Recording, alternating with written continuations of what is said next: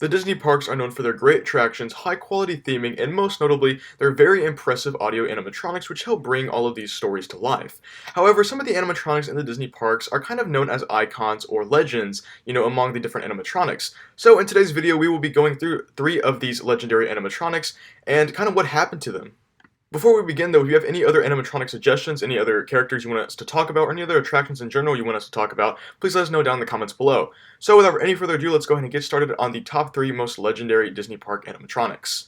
First up on the list, we have the notorious Disco Yeti over in Animal Kingdom on Expedition Everest. Now this animatronic is truly a beast. Not only, is it designed to look like a beast, but it is actually a massive animatronic. It is 25 feet tall and it weighs 4 tons. That is absolutely insane. The animatronic itself actually needs like some kind of giant arm thing to even move it that's set behind it in the ride. No one can actually see it. However, there has been some footage of it.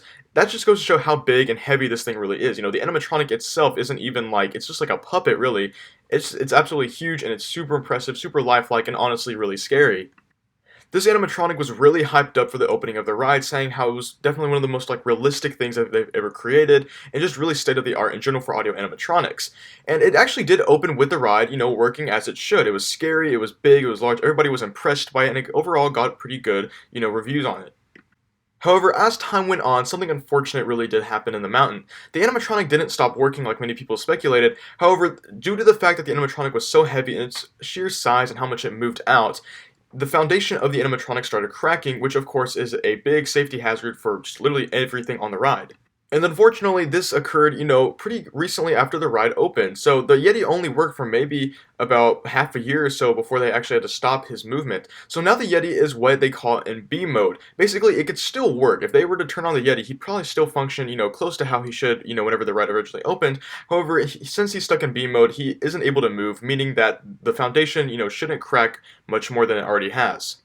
And of course, doing so, this has led to the Yeti getting the name the Disco Yeti, due to the flashing lights that Disney has put there to kind of give the illusion that the Yeti is sort of still moving, even though, it's pretty obvious that it's not. Now, unfortunately, most of us nowadays aren't able to actually see the Yeti move, which is, like I said, it's pretty unfortunate because this was a really cool animatronic. However, there is some footage on YouTube of it, but, at least we get a pretty cool, meme and Disney Park character out of it. Now you might be wondering, why doesn't Disney just fix the foundation? Well, it's because due to the Yeti's just sheer size and how, I guess, big the mountain is, if Disney were to want to fix the Yeti, they'd have to take, parts of the mountain literally apart to actually get to the foundation of it, which of course would take so much money, and it's honestly better just to have a strobe light flashing on him to give the illusion that he's, actually moving. Even though it's pretty hard to see him, you can still kind of make out that there's a giant monster right in front of you.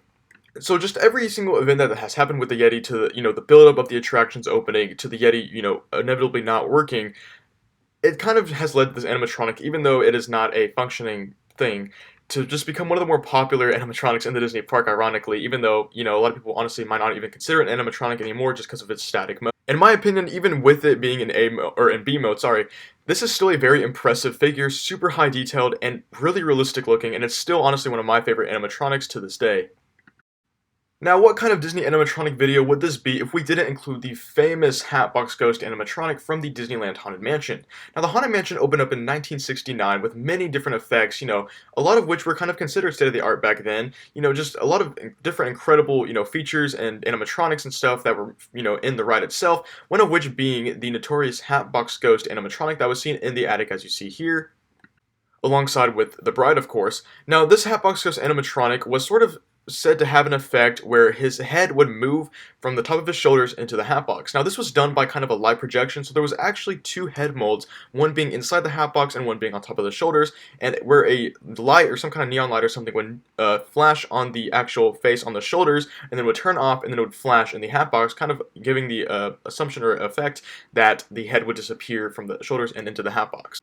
However, just like the Yeti, shortly after this ride opened, the Hatbox Ghost was mysteriously gone. Now, a lot of people did have many speculations on this, such as, he never existed in the first place. He was never in the mansion. He was just part of the concept or something.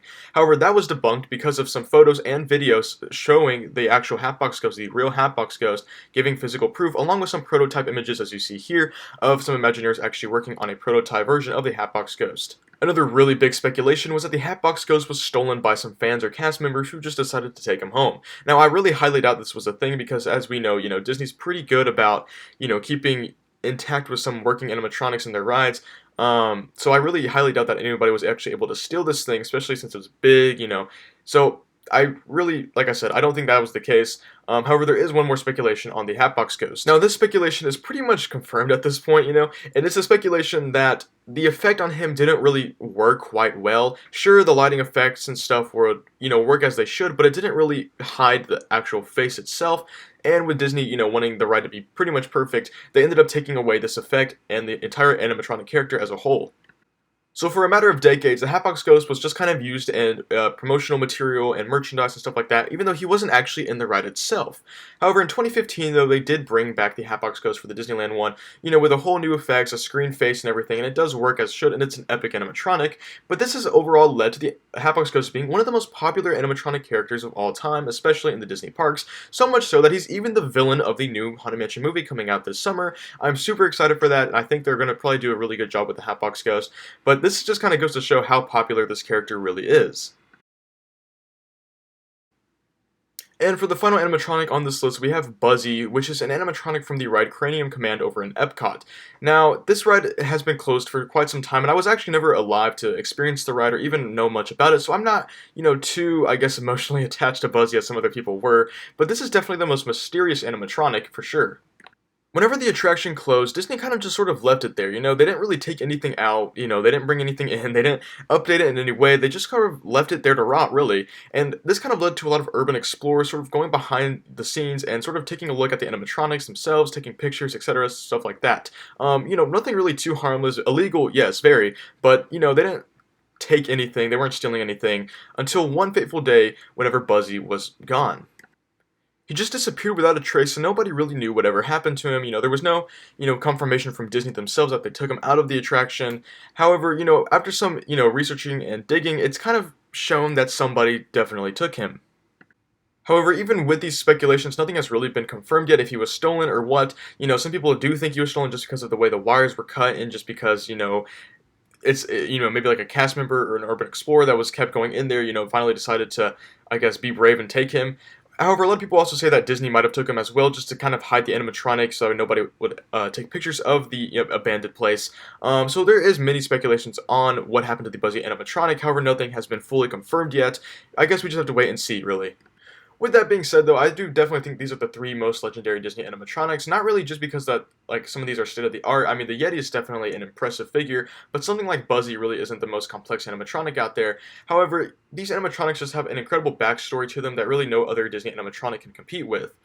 So with that being said, please tell me down in the comments below, who is your favorite animatronic out of these three? Who is your favorite Disney animatronic in general? And tell me down in the comments if you would like to see other videos like this where we talk about more Disney, I guess, urban legends and etc. Anyways, guys, that's going to do it for this video. Thanks for watching, and I'll see you in the next one. Bye.